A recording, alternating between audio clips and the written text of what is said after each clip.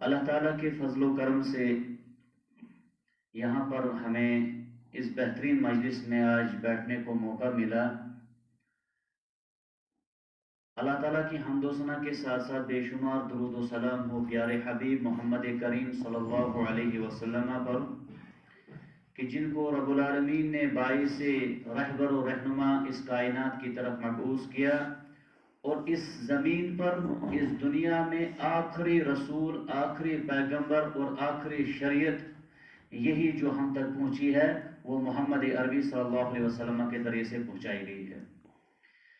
دنیاوی اعتبار سے یا دینی اعتبار سے یا اخروی اعتبار سے ہر قسم کا جو خیر ہے، ہر قسم کی جو بھلائی ہے، اس کا دین ہمیں حکم دیتا ہے۔ خالی آخرت کو اچھے طریقے سے بنانا یہ ممکن نہیں ہے جب تک انسان کی دنیا اچھی نہیں ہوگی۔ اسی لیے محمد عربی صلی اللہ علیہ وسلم جہاں اخروی زندگی کے رہبر تھے، رہنما تھے، اسی طریقے سے دنیاوی زندگی کے رہبر و رہنما بھی تھے۔ کبھی کبھار یہ ہمیں اشکال پڑتا ہے کہ شاید ہمیں زیادہ ضرورت کیا پڑے گی دنیاوی امور کے لیے۔ وہ الگ بات ہے کہ اللہ کے نبی صلی اللہ علیہ وسلم نے فرمایا وَأَنْتُمْ أَعْلَمُ مِنْ أُمُورِ دُنْيَاكُمْ، تم دنیا کے بارے میں مجھ سے زیادہ بہتر جانتے ہو۔ لیکن آپ علیہ السلام نے اصول بتائے ہیں، پھر اصول کے ماتحت وہ کام کر رہے ہیں۔ آج بھی دنیا کے اندر جو ترقی یافتہ لوگ ہیں یا ملک ہیں، ہمارے ساتھ کچھ ساتھی پڑھتے تھے مدینہ منورہ کے اندر، ان ممالک کے جو یہودیوں کے ہیں، انگریزوں کے ہیں، جہاں پر اس وقت دنیا کی طرح طرح کی جو ترقی ہو رہی ہے، جہاں کی چیزیں یہاں پر ہم استعمال کر رہے ہیں، وہ وہاں کے واقعات سناتے تھے، وہاں لوگوں کے زندگی کا رہن سہن کیسا ہے۔ تو وہ ان تمام اصول پر عمل کرتے ہیں جو رسول اللہ صلی اللہ علیہ وسلم نے بتلائے ہیں۔ یعنی شام کو دیکھو، ایک ہمیں ساتھی تھا، وہ مجھے یاد نہیں، چین کے جاپان کا تھا، وہ کہتا تھا شام کو ہم جلدی سو جاتے ہیں، ہمارے وہاں ایک یہ عادت ہے لوگوں کی، شام کو جلدی سونا اور صبح تاخیر سے صبح سویرے جاگنا۔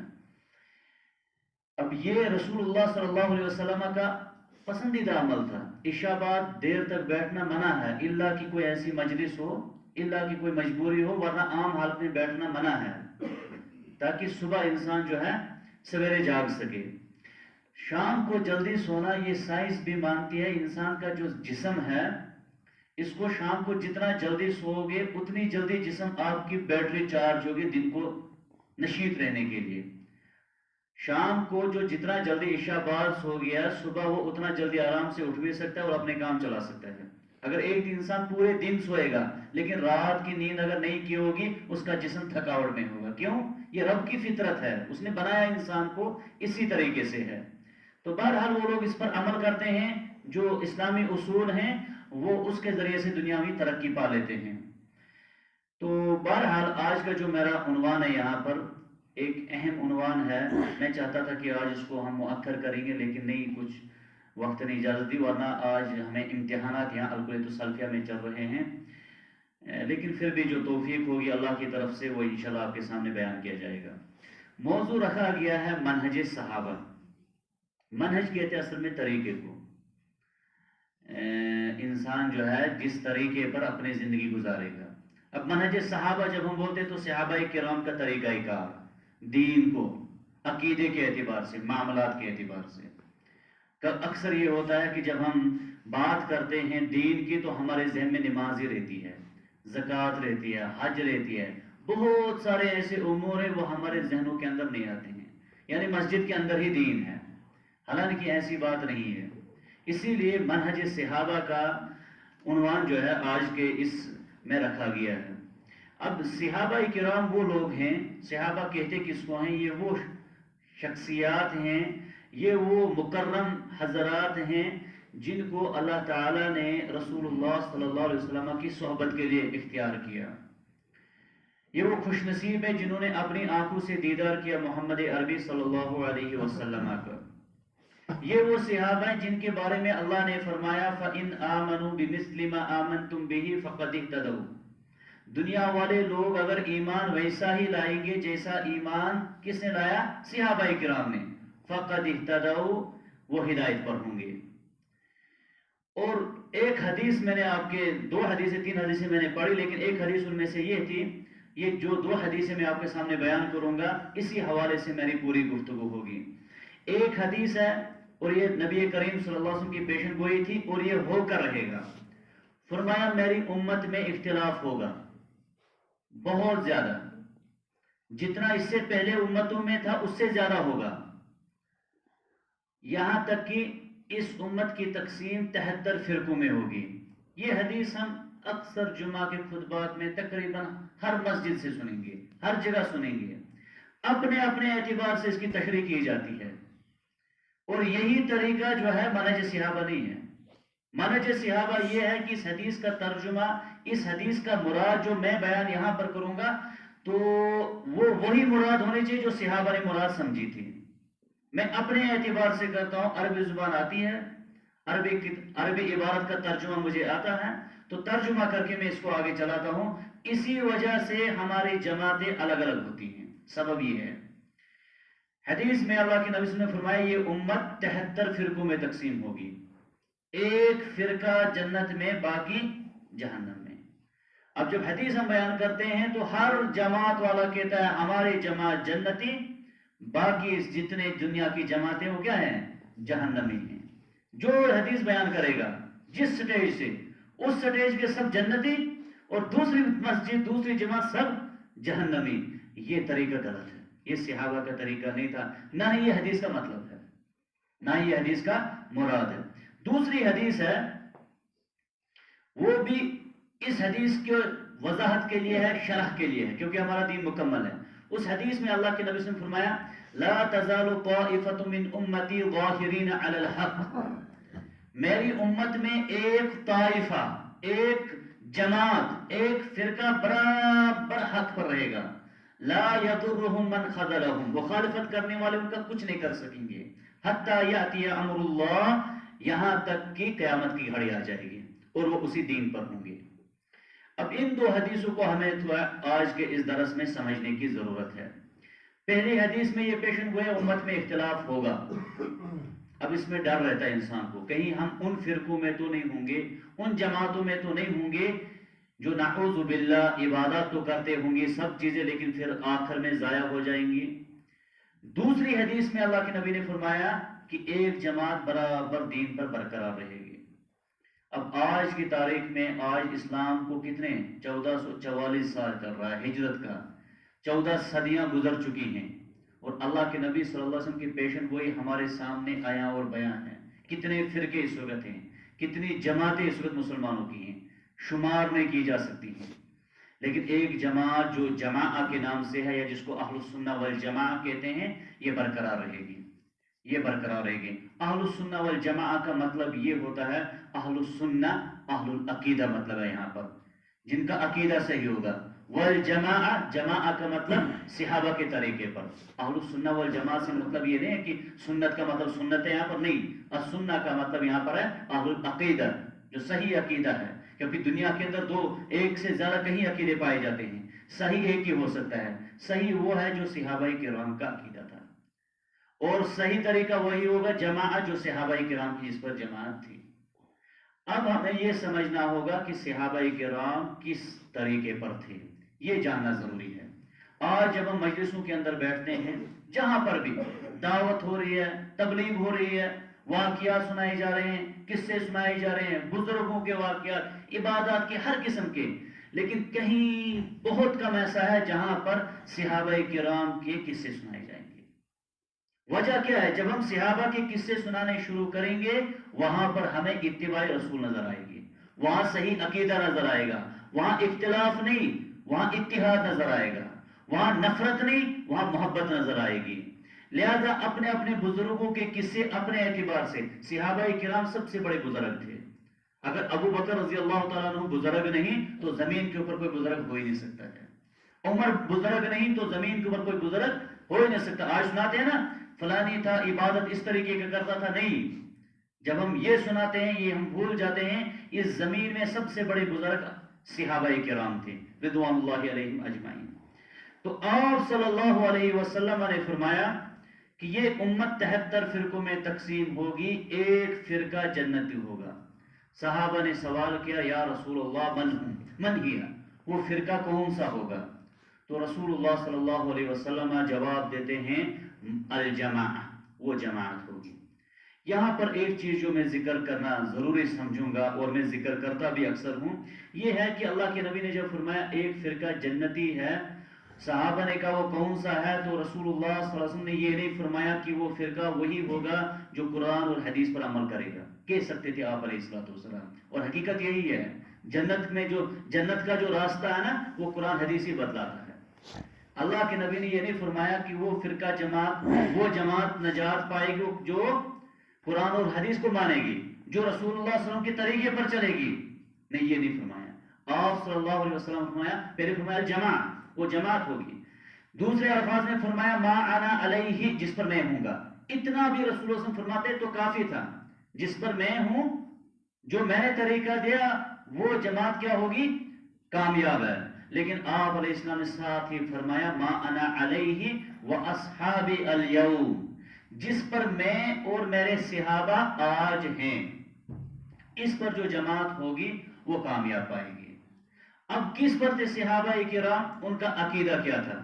आज उम्मत में अगर आप देखेंगे, कीजिए सवाल, हर मस्जिद के हर इमाम साहब से अलग अलग जवाब मिलेंगे। मिसाल के तौर पर उम्मत में इस वक्त ऐसे भी मिलेंगे जो कहते हैं नबी के बारे में हयाती ममाती दो जमातें बन गई। बात यह है कि नबी करीम सल्लल्लाहु अलैहि वसल्लम हम जो कर रहे हैं नबी सुन रहे हैं, नबी से हम दुआ मांगेंगे वो हमारी मुराद को पूरी भी करेंगे। कुछ ऐसे कहते नहीं, ऐसा नहीं है, ऐसा नहीं है, नफा नुकसान दुआएं सुनने वाला ये अल्लाह की जात है। वो भी हक खुद को समझता है, ये भी हक खुद को समझता है। अब फैसला कौन करेगा कि सही कौन कह रहा है? क्या सहाबा किराम में ये लोग मौजूद थे जो कहते थे हयाती और ममाती? कुछ ऐसे जो कहते नबी जिंदा है, जैसे दुनिया में थे ऐसे ही जिंदा है। कुछ कहते नहीं, नबी करीम दुनिया से चलेगी। अब इसका फैसला कौन करेगा? नबी दुनिया से चलेगी, क्या वो अभी उसी तरह जिंदा है जिस तरह थे? क्या वो हमारे बारे में जानते? इस वक्त कश्मीर की मस्जिद में दरस चल रहा है। ऐसे भी लोग मौजूद हैं जो दुआएं मांगते हैं, ए रसूल आप हमारी हालत को देखिए सल्लल्लाहु अलैहि वसल्लम। तो क्या ये अकीदा सहाबा किराम का था? क्या सहाबा इस चीज को मानते थे, इस पर थे? अगर इस पर थे तो अकीदा सही माना जाएगा, क्योंकि सबसे पहली चीज है जो सामने किराम दीन के अंदर जो है वो अकीदा है। अगर अकीदा दुरुस्त नहीं है, इबादत सही नहीं होंगी। अकीदे की दुरुस्तगी। फिर क्या करते लोग? फिर लोग कहते नहीं, मसला ये है हम भी मुसलमान हैं, हमारा ताल्लुक जो है फलानी जमात के साथ है, हनफी शाफी मालिकी हम्बली। मुझे माफ कीजिएगा ये नाम मैं इसलिए ले रहा हूं क्योंकि दुनिया के अंदर मशहूर है। तो हनफी के नजदीक ये अकीदा है, शाफी के नजदीक ये अकीदा है। ये तमाम तर जो हम कह रहे हैं सामने किराम, ये छोटे जुमले नहीं होते हैं, ये खतरनाक है। हम ये समझते शायद अबू हनीफा ने यही कहा होगा। अगर कोई कहता है कि नहीं जी अबू हनीफा का ऐसा मसला नहीं था, अगर था भी तो ये मसला उनका जो है तहकीक से सही साबित नहीं है, तो लोगों के जहनों में फौरन सवाल पैदा होता है, अगर अबू हनीफा को समझ सही नहीं आया तो आज इस मौलवी साहब को कैसे सही समझ आया? हालांकि अबू हनीफा कब थे? 150 हिजरी के आसपास की बात है। उनकी वफात 150 हिजरी में हुई। किसकी? इमाम अबू हनीफा रहिमहुल्लाह की। अगर वो किसी मसले को गलत समझे तो आज 2022 में हम कैसे सही समझ सकते हैं? बहुत जगहों पर ऐसे सवाल पैदा होते हैं कि अगर अबू हनीफा सही नहीं समझ पाया, आप कैसे सही समझ सकते हैं? अगर अबू हनीफा के पास इस मसले की दलील नहीं पहुंची, आपके पास कैसे पहुंची? अहमद के पास नहीं पहुंची, शाफी के पास नहीं पहुंची।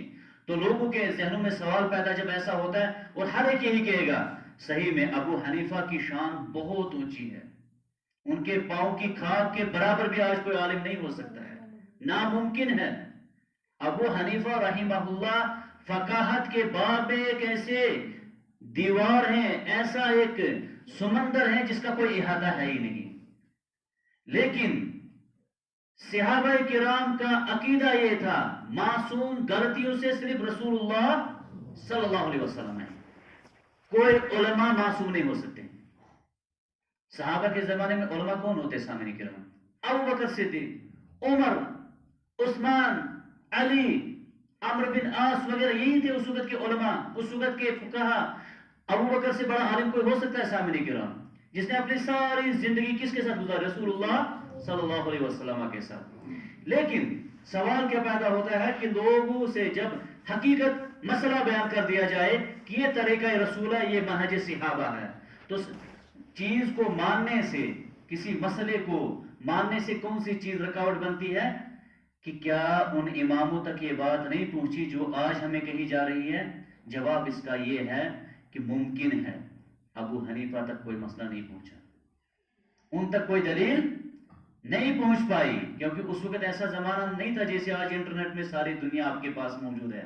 اس وقت حدیث سننے کے لیے 4-5 ملکوں کا سفر کرنا پڑتا تھا، اور ابو حنیفہ رحمہ اللہ کو کوفہ کے اندر کہیں ایسے وہاں پر جو ذمہ دار تھے، حکمران تھے، کچھ ایسے تھے جو ظالم تھے، ان کو باہر نکلنے نہیں دیا، ان تک دلیلیں نہیں پہنچی، انہوں نے اجتہادات کیے، اور کہیں اجتہادات ایسے ہوئے جو غلط تھے۔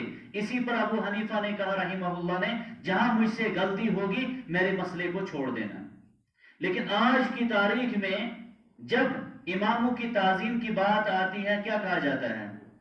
اہل الحدیث علماء کی تعظیم نہیں کرتے، اہل الحدیث علماء کی تعظیم نہیں، وہ توہین کرتے ہیں، احترام نہیں کرتے ہیں، حالانکہ سب سے زیادہ احترام علماء کرام کا جو ہے اللہ کے فضل و کرم سے۔ کیوں؟ یہ اس لیے کہ ابو حنیفہ کی مکمل تعلیم کو جو مانے گا وہ اس کا احترام کرتا ہے، کہ جو آدھی تعلیم مانے گا وہ احترام کرتا ہے۔ ظاہر سی بات ہے، جو مکمل ان کی تعلیم کو مانے گا، اور اہل الحدیث وہ ہیں جو ابو حنیفہ رحمہ اللہ کی مکمل تعلیم پر عمل کرتے ہیں۔ وہ کیسے؟ ابو حنیفہ نے کہا کسی مسئلے میں میں نے اجتہاد کیا، اگر غلط ہو اس کو چھوڑ دینا، وہ مسئلہ لینا جو کتاب و سنت سے ثابت ہوگا۔ اب ایک آدمی ایسا ہے وہ کہتا ہے نہیں، ابو حنیفہ سے غلطی نہیں ہو سکتی ہے، حالانکہ ابو حنیفہ خود کہتا ہے اگر مجھ سے غلطی ہوگی میرے مسئلے کو چھوڑ دینا، لینا کون سا؟ جو کتاب و سنت سے ثابت ہوگا۔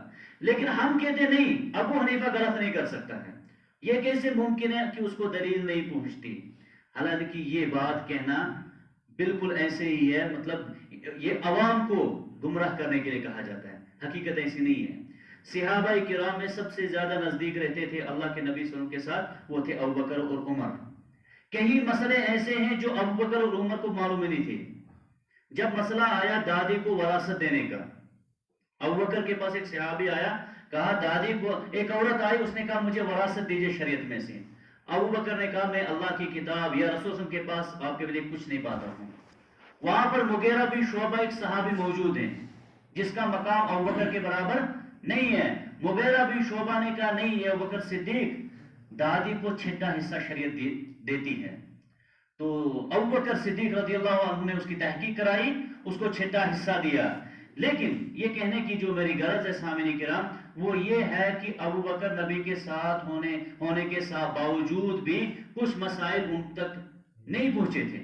جب اللہ کے نبی نے اس دادی کی وراثت کا وہ اعلان کیا، یا دادی کو جو وراثت دی، ابو بکر نہیں تھے، ان کے علم میں یہ چیز نہیں تھی۔ ابو موسیٰ اشعری دروازہ کھٹکھٹاتے ہیں عمر کا، دروازہ 3 مرتبہ، واپس چلے گئے۔ عمر نے کہا بعد میں کون آیا تھا؟ کہا گیا ابو موسیٰ اشعری۔ کہا واپس کیوں چلے گئے؟ کہا 3 مرتبہ انہوں نے سلام کیا، آپ نے جواب نہیں دیا۔ پوچھا ابو موسیٰ کیوں واپس چلے گئے؟ کہا کہ یہ حدیث رسول ہے، 3 مرتبہ اجازت مانگو، اگر اندر جانے کی اجازت ملی جاؤ، اگر نہیں واپس چلے جاؤ۔ عمر نے کہا یہ کیا کہہ رہے ہیں آپ؟ میں تو ہمیشہ رسول اللہ صلی اللہ علیہ وسلم کے ساتھ ہوتا تھا، مجھے اس حدیث کا علم نہیں، آپ کو کیسے پتا ہے؟ کہا میرے پاس فلانی گواہ ہے، اس نے بھی یہ حدیث کس سے سنی ہے؟ رسول اللہ صلی اللہ علیہ وسلم سے۔ تو کہا لاؤ اس کو، گواہ کو۔ عبداللہ بن مسلمہ تھا غالباً، اس کو لایا گیا، اس نے کہا ہاں یا عمر یہ حدیث میں نے رسول اللہ صلی اللہ علیہ وسلم سے سنی تھی۔ تو عمر رضی اللہ تعالیٰ عنہ نے وہاں پر اس کو تسلیم کر دیا، اس نے کہا کہ میرے علم میں نہیں تھی، ہو ہی نہیں سکتا ہے۔ تو کہنے کی جو غرض ہے سامعین کرام وہ یہ ہے کہ اگر صحابہ کرام سے بھی کچھ مسئلے رہ جاتے تھے، لیکن جیسے رسول اللہ صلی اللہ علیہ وسلم کی تعلیم آ جاتی تھی فوراً اس کو قبول کر لیتے تھے، اور یہی طریقہ جو ہے اس فرقہ کا ہوگا، اس جماعت کا ہوگا جو قیامت کے دن کامیاب ہونے والی جماعت ہوگی، جب اس کے بعد میں نے آیت پڑھی تھی وَمَن يُشَاقِقِ الرَّسُولَ مِن بَعْدِ مَا تَبَيَّنَ لَهُ الْهُدَى، جس نے رسول سے روگردانی کی، اللہ کی نبی صلی اللہ علیہ وسلم کی تعلیم کو چھوڑا بیان کر دینے کے بعد، وَيَتَّبِعْ غَيْرَ سَبِيلِ الْمُؤْمِنِينَ، اور مومنوں کی جماعت کو چھوڑ دیا، ان کے طریقے کو چھوڑ دیا، مومنین کی جماعت سے نکل گیا، اور مومنین کی پہلی جماعت جو سامنے کی وہ صحابہ کرام ہیں، اور صحابہ کرام کے اس طریقے کو جس نے چھوڑ دیا، اللہ فرماتے ہیں نُوَلِّهِ مَا تَوَلَّى، اس کو ہم چھوڑ دیتے ہیں جہاں وہ اپنا راستہ اختیار کرنا چاہے گا۔ اور پہلی جماعت جس نے صحابہ کرام کی جماعت سے کنارہ کشی کی سامنے کرام، وہ خوارج کی جماعت تھی، خوارج۔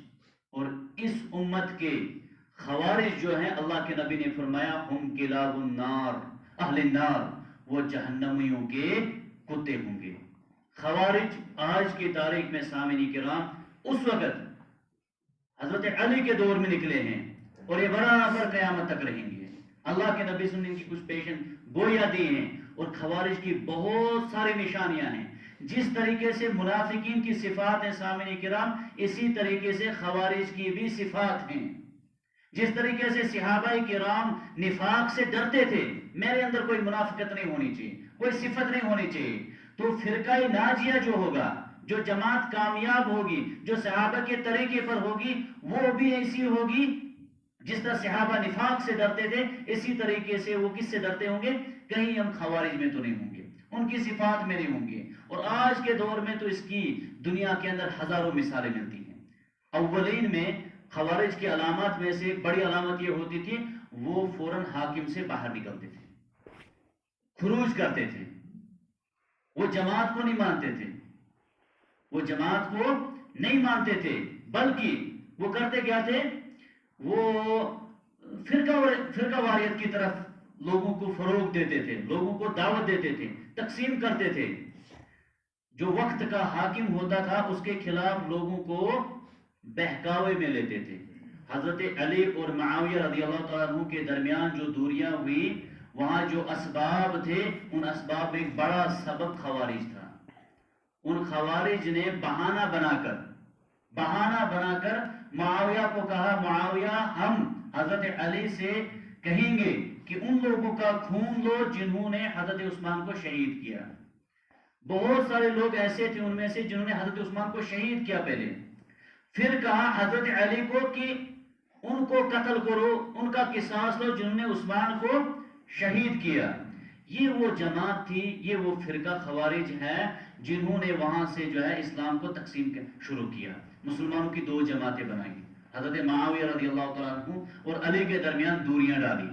اور یہ جو اس کے بعد جب فتنہ اٹھا، حضرت علی نے اپنے زمانے میں کہا تھا ان کے بارے میں کہ کہا تھا کلمۃ حق ارید بها الباطل، خوارج کا طریقہ ایسا رہے گا، بات ہمیشہ سچی کہیں گے لیکن ان کی مراد ہمیشہ کیا ہوگی؟ وہ جھوٹی ہوگی۔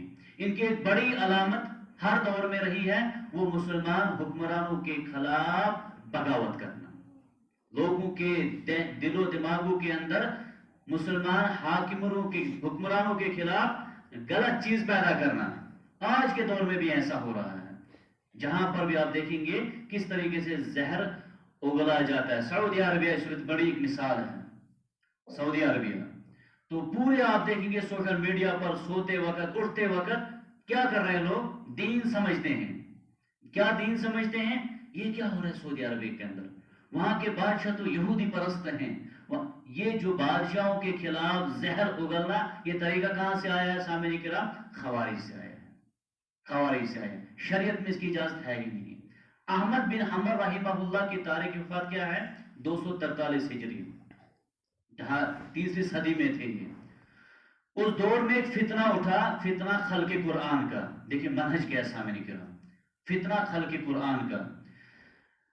بادشاہ کہتا ہے یہ قرآن اللہ کی مخلوق ہے، احمد بن حنبل کہتے ہیں نہیں، یہ اللہ کا کلام ہے، مخلوق نہیں ہے، یہ اللہ کی صفت ہے، یہ مخلوق نہیں ہو سکتی ہے۔ احمد بن حنبل کو اس پر سزا ہوئی بادشاہ کی طرف سے، بہت تکلیف ہوئی، مارا گیا۔ احمد بن حنبل کے پاس کوفہ کے کچھ لوگ آئے، فقہا آئے، انہوں نے کہا احمد بن حنبل رحمہ اللہ سے کہ آپ کیوں بادشاہ کی یہ ظلم برداشت کر رہے ہو؟ آپ ایک کام کرو، आप लोगों को सड़कों पे उतारो, लोगों को सड़कों पे उतारो, आपकी दुनिया में चलते। और इमाम अहमद बिन हंबल रहमहुल्लाह को रब्बुल आलमीन ने बहुत ज्यादा शोहरत दी थी अपने दौर में। सोशल मीडिया बिल्कुल नहीं थी तब, इस चीज का तस्वुर नहीं था, लेकिन दुनिया के कोने कोने में अहमद बिन हंबल का चर्चा था रहमहुल्लाह का। और उनके इल्म को आज भी आप लोग जानते हैं। मुस्नद अहमद बिन हंबल में 27,000 से ज्यादा अहादीस मौजूद हैं। 27,000 ये मामूली बात नहीं है सामने की, उसमें कुछ ज़ईफ भी हैं। हालांकि दुनिया में जो अहादीस रसूल है ना, कुल उनकी तादाद यही 27 से 30,000 के बीच में, कुल इतनी तादाद है। तो अहमद बिन हंबल रहमहुल्लाह ने जब सुना उनसे, वो आए, उन्होंने कहा एक काम करो, इस बादशाह के खिलाफ क्या करो, नारा दो, बाहर निकालो लोगों को। लोग जब सड़कों पे उतरेंगे ये हाकिम खुद ब खुद जलील होगा। अहमद बिन हंबल रहमहुल्लाह ने वहां पर एक मनहजी बात बताई, और ये हमेशा के लिए है। कहा मैं तो ये जरूर करूंगा, ऐसा मैं कर सकता हूं, एक लोगों को ऐलान करूंगा, सब उतर पड़ेंगे सड़कों पर, इस बादशाह के खिलाफ उतर जाएंगे। लेकिन कहा ये बादशाह भी अपनी ताकत का इस्तेमाल करेगा, या अपनी पुलिस और फौज को भेजेगा। जो लोगों का खून बहेगा, कल मैं अल्लाह ताला को उस खून का क्या जवाब दूंगा। ये शरीयत मुझे इजाजत नहीं देती है, वक्ती मैं तकलीफें उठा रहा हूं। इसलिए इमाम मालिक रहमहुल्लाह ने कहा था 70 साल, इमाम मालिक की वफा सामने का 179 हिजरी है, दूसरी सदी का इमाम है। उस जमाने की बात है जिस जमाने के बारे में अल्लाह के नबी ने फरमाया था बेहतरीन जमाना खैरुल कुरूनी करनी सुम्मा लदीन यलूनहुम। इमाम मालिक ने कहा रहमहुल्लाह ने 70 बरस जालिम बादशाह के मातहत रहना बेहतर है दिन की एक घड़ी बगैर बादशाह के रहना, बगैर अमीर के रहना। ये आजाद जहन ये शरीयत की इजाजत में नहीं है, शरीयत की इजाजत इसमें बिल्कुल भी नहीं है। अल्लाह के नबी जैसे दुनिया से चले गए, फौरन अबू बकर सिद्दीक रज़ियल्लाहु ताला को खलीफा बना दिया गया। और इस वक्त दुनिया में जो इख्तिलाफात है सामने क्रम जमातों की, खासकर दीनी जमातों के, बुनियादी सबब खवारिज की वो सिफत पाई। खारजी तो नहीं कह सकते हैं, किसी को खारजी मुतलक कहना, किसी इंसान में निफाक की कोई सिफत पाई जा सकती है, उस सिफत से उसको मुनाफिक नहीं कहा जा सकता है, मुनाफिक नहीं कहा। इसी तरीके से किसी के अंदर फितरती तौर पर या फिर आदतन ऐसी सिफत आ सकती है इस किस्म की, जो दीनी जमातें एक होती है, कभी उसकी 4 जमातें बन जाती है। वजह क्या है? वजह वहां पर मनहज की कमजोरी है। मनहज की कमजोरी क्या है कि उस वक्त के जिम्मेदार के खिलाफ लोगों को उकसाना, बात हक कहना, गलत नहीं बात होती है, सही होती है, लेकिन मुराद उसकी गलत होती है, मुराद उसकी गलत होती है। तो इसी बुनियाद पर दुनिया में इस वक्त एक जमात की 10-10 जमातें निकल रही हैं, 10-10 जमातें निकल रही हैं। इसीलिए हमारे एक उस्ताद मोहतरम रही हफीज़हुल्लाह मस्जिद नबवी में कहते थे, वो बड़े जज्बाती थे, असल वो इंडोनेशियन थे, कहते थे सलफी ये नहीं है आप रफुल यदैन करो, सलफी ये नहीं है आप सीने पर हाथ बांधो, आपका अगर मनहज सलफी नहीं है आप वो रफुल यदैन जो है खवारिज भी करते हैं। और इस उम्मत में एक फितना जब उठा था शाम के इलाकों में, वो तो पहचान उनकी दूर से थी सलफी हैं, लेकिन उन्होंने औरतों को बेचा बाजारों में, बच्चों को मारा। और क्या दीन इस्लाम ये सिखा सकता है सामने के राम? नहीं। मनहज एक अहम चीज है। पहले तो अल्लाह का हमें शुक्र बजा लाना चाहिए कि हम क्या हैं, इंसान हैं, इंसान के बाद मुसलमान हैं, मुसलमान के बाद नबी के उम्मती हैं सल्लल्लाहु अलैहि वसल्लम, नबी के उम्मती के बाद भी मनहज सलफ पर हैं। बहुत बड़ी जिम्मेदारी हम पर पड़ती है। मनहज सलफ एक बहुत जो है बेहतरीन तरीके का नाम है सामने किराम, और सहाबाए किराम रिज़वानुल्लाहि तआला अलैहिम अजमाइन में ये तरीका नहीं पाया जाता था, इसीलिए वहाँ पर इख्तिलाफात कम थे। हाँ, जितने वहाँ पर ये मुनाफिकीन और खवारिज सिफत के लोग उनके बीच में आए, उन्होंने सहाबाए किराम को तकसीम किया। सहाबा में कोई ऐसी चीज़ नहीं पाई जाती थी। जब तक अबू बकर सिद्दीक खलीफा थे रज़ियल्लाहु अन्हु, जब तक उमर खलीफा थे, वहाँ पर कोई जमातें नहीं थी। लेकिन इस्लाम फैल गया उमर के ज़माने में, तो बहुत सारे लोग दाखिल हुए इस्लाम के अंदर, تابعین میں سے جن کو تابعین اس کو کہتے ہیں جس نے نبی صحابہ کو دیکھا، نبی کو نہیں صحابہ کو دیکھا، تو ان کی وجہ سے جو ہے امت کے اندر اختلافات اور پھر یہ تمام تر جو چیزیں ہیں وہ آئی۔ صحابہ کرام میں اس چیز کا تصور نہیں تھا، صحابہ کرام میں کوئی جماعتیں نہیں تھی، وہاں پر ایک جماعت تھی، وہاں پر ایک طریقہ تھا۔ جب ان کے پاس اللہ کے نبی صلی اللہ علیہ وسلم کی تعلیم آ جاتی تھی پھر اس کے بعد وہ کسی دوسرے طریقے پر نہیں چلتے تھے بلکہ جذباتی ہو جاتے تھے۔ حضرت ابن عباس رضی اللہ تعالیٰ عنہ کو غالباً اس نے جب حج کے موقع پر دیکھا لوگوں کو، کچھ لوگوں نے کہا کہ ابو بکر اور عمر کہتے ہیں حج قران افضل ہے۔ حج کی 3 قسمیں ہیں، ہم تمتع کرتے ہیں آج کے دور میں، ہر ایک حج تمتع کرتا ہے جس میں عمرہ الگ ہے حج الگ ہے۔ تو کہا گیا اس کو کہ ابو بکر اور عمر کہتے ہیں حج قران افضل ہے، کیونکہ اللہ کے نبی صلی اللہ علیہ وسلم نے حج قران کیا تھا، لیکن جب حج کیا اللہ کے نبی نے فرمایا کاش کہ میں اگلے سال زندہ ہوتا میں حج تمتع کرتا، لیکن اگلا سال آیا نہیں، آپ علیہ السلام دنیا سے چلے گئے۔ تو ابو بکر اور عمر کے بارے میں بات مشہور ہوئی کہ وہ کہتے ہیں حج قران افضل ہے۔ حضرت ابن عباس نے کہا یوشک ان تنزل علیکم حجارۃ من السماء، مجھے ڈر ہے کہ تم پر آسمان سے پتھر برسیں گے۔ اقول قال رسول اللہ وتقولون قال ابو بکر وقال عمر۔ دیکھیں منہج کیا سامنے کرام، یہی اہل الحدیث کا طریقہ کار ہے۔ ابن عباس نے کہا، صحابی تھا، اس میں کوئی شک مت ہے، وہاں پر کوئی جماعتیں نہیں تھی، اس کو کہا گیا عمر اور ابو بکر کہتے ہیں حج قران افضل ہے، اس نے کہا مجھے خوف ہے تم پر آسمان سے پتھر برسیں گے، میں کہتا ہوں کہ رسول اللہ صلی اللہ علیہ وسلم نے یہ فرمایا اور آپ کہتے ہو ابو بکر عمر نے یہ فرمایا۔ آج کسی اسٹوڈنٹ سے، کسی دینی شوق رکھنے والے سے بحث انسان کرے، کہتے ہیں استغفر اللہ، ابو حنیفہ غلط کر سکتا تھا، اس کا طریقہ غلط ہو سکتا تھا، اس کے بعد اس کے پاس بات نہیں پہنچ سکتی تھی۔ یہی اختلاف ہے صورت امت میں سامنے کی راہ، منہج صحابہ سے بے خبری ہے۔ وہ غصہ ہو جاتے تھے وہاں پر، طریقہ رسول کے علاوہ کوئی طریقہ اگر ان کے پاس ملتا تھا، اگر وہ انہی کے بیچ میں سے ہوتے تھے، ان کی رہنمائی جو ہے اور رہبری وہ کر لیتے تھے، کیونکہ رسول اللہ صلی اللہ علیہ وسلم نے ان کے بارے میں پیشن گوئی دی تھی کہ وہ جماعت ہے، یہ وہ لوگ ہیں جنہوں نے عقیدے میں بھی وہ عقیدہ لیا جو رسول اللہ صلی اللہ علیہ وسلم کا عقیدہ تھا۔ وہاں پر کتنی نمازیں تھیں اگر ہم دیکھیں گے سامنے کرام، وہاں اللہ کے حوالے سے کتنے عقیدہ رکھنے والے تھے، کیسے عقیدہ رکھنے والے تھے۔ آج طرح طرح کا عقیدہ ہے، اللہ کہاں پر ہے؟ آج کے زمانے میں 4 مسلمانوں سے پوچھا جائے گا 4 جواب مل سکتے ہیں، اس وقت ایک ہی عقیدہ تھا ان کا، اللہ عرش پر۔ صحابہ میں سے کوئی صحابی ایسا نہیں ہے جس کے پاس یہ عقیدہ تھا، بلکہ ایک لونڈی تھی، غلام تھی سامنے کرام، پڑھی لکھی نہیں تھی، بھیڑ بکریاں کسی کی چراتی تھی، جس کو نوکراج کہیں گے، اس کو بھی اللہ کے نبی نے ایک واقعے پر بلایا، کہا این اللہ، اللہ کہاں ہے؟ اس نے کہا فی السماء، کہاں ہے؟ آسمان پر۔ آج کی تاریخ میں سامعین کرام اس موضوع پر مسلمانوں کے 2 نہیں، کہیں آپ کو مناظرے یوٹیوب پر ملیں گے۔ ایک مولوی صاحب کہہ رہا اللہ ہر جگہ ہے، دوسرا مولوی صاحب کہتا اللہ عرش پر ہے، سامنے والا جو سننے والا وہ پریشان حال ہے، یہ بھی قرآن سے ثابت کر رہا ہے، یہ بھی قرآن سے ثابت کر رہا ہے۔ اسی لیے اللہ کے نبی نے یہ نہیں فرمایا تھا کہ جو فرقہ کامیاب ہوگا وہ قرآن حدیث کو ماننے والا ہوگا، اگر یہ کہا ہوگا آج جو عرش پر اللہ کو ثابت کرتا ہے وہ بھی قرآن سے ثابت کر رہا ہے، جو اللہ کو زمین پر کہہ رہا ہے کہ اللہ ہر جگہ موجود ہے وہ بھی کہاں سے ثابت کر رہا ہے؟ قرآن سے ثابت کر رہا ہے۔ لیکن اللہ کے نبی نے جواب وہ دیا، قیامت کی صبح تک یہ طریقہ رہے گا، کہا جس پر میں ہوں اور میرے صحابہ ہیں۔ صحابہ کس پر ہیں؟ اللہ عرش پر ہے۔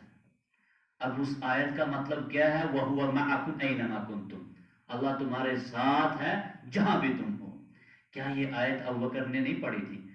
ابو بکر سے پہلے کیا یہ آیت رسول اللہ صلی اللہ علیہ وسلم کو معلوم تھی؟ نہیں تھی، نعوذ باللہ، یہ تو کفر ہو جائے گا کوئی ایسی بات کہے گا، کیونکہ قرآن کس پر آیا؟ رسول اللہ صلی اللہ علیہ وسلم پر۔ اللہ کے نبی نے اس لونڈی سے پوچھا آپ بتاؤ اللہ کہاں ہے؟ اس نے کہا عرش پر۔ کہا میں کون ہوں؟ کہا آپ اللہ کے رسول ہیں۔ کہا جس کی نوکرانی تھی وہ، کہا اس کو آزاد کر دو فَإِنَّهَا مُؤْمِنَةٌ، اس کو آزاد کر دو یہ ایمان والی ہے۔ یہ آج 2 مولوی صاحب مناظرہ کر رہے ہیں، وہ اس کو کافر کہہ رہا ہے، وہ اس کو کافر کہہ رہا ہے، وہ کہتے ہیں میں قرآن سے ثابت کر رہا ہوں، وہ کہتے ہیں میں قرآن سے ثابت کر رہا ہوں، لیکن اب فیصلہ کون کرے گا سامنے؟ آج تو جبریل نہیں آئے گا، آج کوئی صحابی تو نہیں آئے گا جو فیصلہ کرے گا. فیصلہ یہ ہے اللہ کے رسول صلی اللہ علیہ وسلم کا جو کلام اور قرآن کی جو ہمارے پاس موجود ہے، فیصلہ یہ کرے گا. صحابہ میں ایک عقیدہ تھا، صحابہ میں اس پر کبھی مناظرہ نہیں ہوا کہ اللہ کے نبی حیاتی کو ایک جماعتی حیاتی ایک مماتی تھی، نہیں تھا یہ تصور. اللہ کے نبی دنیا سے چلے گئے، ابو بکر نے آیت پڑھی منبر پر، کون سی؟ وما محمد الا رسول. اس آیت کے اندر آیت محمد ایک رسول ہے صلی اللہ علیہ وسلم، انسان ہے. کیا یہ دنیا سے چلے جائیں گے؟ کیا تم اس دین سے واپس پلٹ جاؤ گے؟ یہ بھی تمہاری طرح کے ایک انسان ہیں. لیکن آج کی تاریخ میں مسلمانوں کے پاس نبی کے حوالے سے کیا کیا ہے؟ اللہ کے نبی نور ہیں. کیا صحابہ میں سے کوئی ایک صحابی تھا جو اللہ کے نبی صلی اللہ علیہ وسلم کو کہتا تھا کہ یہ نور ہے؟ نورانی جو مخلوق ہے، سانتوں فرشتے ہیں، وہ نظر نہیں آتے ہیں. لیکن اس وقت مسلمان ایسے بھی ہیں جو نبی کو نورانی مخلوق مانتے ہیں، نورانی مخلوق مانتے. اور یہی اسباب ہے سامنے کرام، امت میں اختلاف ہیں، فرقے الگ الگ ہیں. اب فرقہ جو کامیاب ہے، جو فرقہ ناجیہ ہے، وہ کون سا ہوگا؟ جو صحابہ کرام کے منہج اور صحابہ کرام کے طریقے پر ہوگا. اور یہ پیشن گوئی رسول اللہ صلی اللہ علیہ وسلم کی سن کر ہمیں اطمینان میں رہنا چاہیے، شک نہیں رہنا چاہیے. اللہ کے نبی نے فرمایا لا تزال طائفۃ من امتی، میری امت میں ایک جماعت برقرار رہے گی جو مجھ سے نکلے گی. میرے زمانے سے کب تک رہے گی؟ قیامت کی دیوار تک وہ ٹکرائے گی. جب قیامت ہوگی تب تک برقرار رہے گی.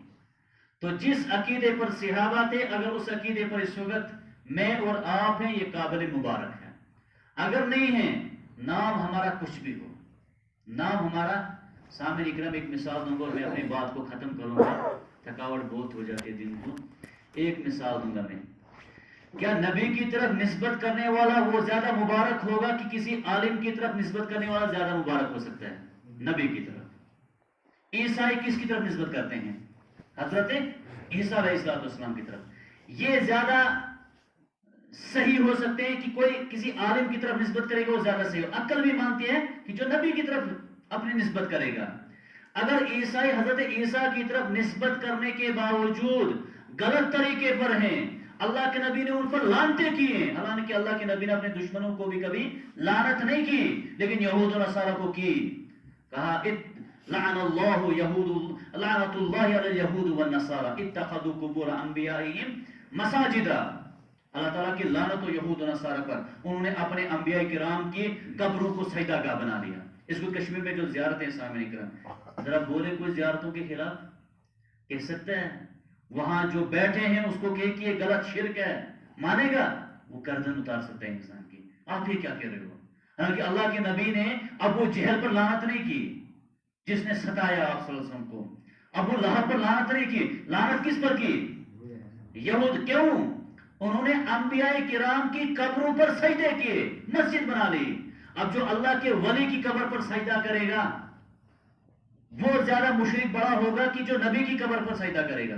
نبی تو عظیم ہے نا، پھر بھی اس کی قبر پر سجدہ کرنے والا اگر مشرک ہے، لعنتی ہے، تو کیا اللہ کے ولی کی قبر پر سجدہ کرنے والا کون سا مومن ہو سکتا ہے؟ سامنے کرام یہ ہے سوال. اب جو نبی کی طرف نسبت کر رہے ہیں، اگر طریقہ غلط ہے، غلط ہیں، کیا جو ابو حنیفہ کی طرف نسبت کرے گا طریقہ غلط ہوگا وہ صحیح ہو سکتا ہے؟ سامنے کرام عقل بھی نہیں اس چیز کو مانتی ہے. جو ائمہ اربعہ تھے ان کا عقیدہ ایک تھا، عقیدہ ایک تھا ان کا، الگ الگ نہیں تھے. لیکن بدقسمتی اس وقت ان کے ماننے والوں کے عقائد مختلف بن چکے ہیں، عبادات مختلف بن چکے ہیں، سلوکیات مختلف بن چکی ہیں. تو یہ سبب کیا ہے؟ سبب یہ ہے کہ صحابہ کرام رضوان اللہ علیہم اجمعین کا جو طریقہ تھا یا منہج تھا اس کو کم سمجھا گیا، اس کے حوالے سے کم تعلیمات دی گئی، اس کے حوالے سے کم اہتمام کیا گیا، جس کی وجہ سے جو ہے فرقے دن بدن جو ہے بڑھتے جا رہے ہیں. ایک جماعت کی چار چار جماعتیں بنتی جا رہی ہیں، کیونکہ جو یہ ابلیس ہے اس کا طریقہ یہی ہے، وہ اس مومنین کی جماعت کو ایک دیکھنا نہیں چاہتا ہے، وہ چاہتے ہیں تقسیم ہوتی رہے. بہانے کچھ بھی بنتے رہتے ہیں، بہانے کچھ بھی بنتے رہتے ہیں، لیکن ایک رہنا نہیں دے. اور صحابہ کا جو طریقہ تھا وہ ایک جماعت پر رہنا، ایک طریقے پر رہنا، ایک ہو کر رہنا. اختلاف جو ہے شریعت میں جائز سامنے کرام نہیں ہے. اور یہی جو ہے آوازہ جو ہے یہاں ہمارے یہاں جموں کشمیر کے اندر جو ہے جمعیت اہل حدیث جموں کشمیر کا یہ نعرہ ہے، یہی طریقہ ہے، یہی قانون ہے، جو طریقہ صحابہ کا تھا اس کو فروغ دینا، اس کو آگے بڑھانا، یہی مشن جو ہے اس وقت یہ ایک مینارہ جو یہاں پر قائم کیا گیا ہے، اس کا بھی غرض و غایت یہی ہے سامعین کرام، لوگوں تک صحابہ کرام کے منہج اور طریقے کو پہنچانا، باقی دوسرا کوئی سیاسی یا کوئی اس قسم کا نہ ہی خیال یا اس کے اندر پایا جاتا ہے۔ اللہ تعالیٰ سے ہم دعا کرتے ہیں کہ پروردگارہ ہمیں صحابہ کرام کے منہج کو سمجھنے کی توفیق عطا فرما، ان کے طریقے پر چلنے کی توفیق عطا فرما، ان کے طریقے سے اختلاف پروردگارہ ہمیں توفیق نہیں کرنا، ہمیں ان کے طریقے سے دور نہیں رکھنا، پروردگارہ قیامت کے دن بھی ہمارا حشر جو ہے وہ صحابہ کرام کے ساتھ رکھنا۔ اقول قولی ھذا استغفر اللہ لی ولکم ولسائر المسلمین فاستغفروہ انہ هو الغفور الرحیم۔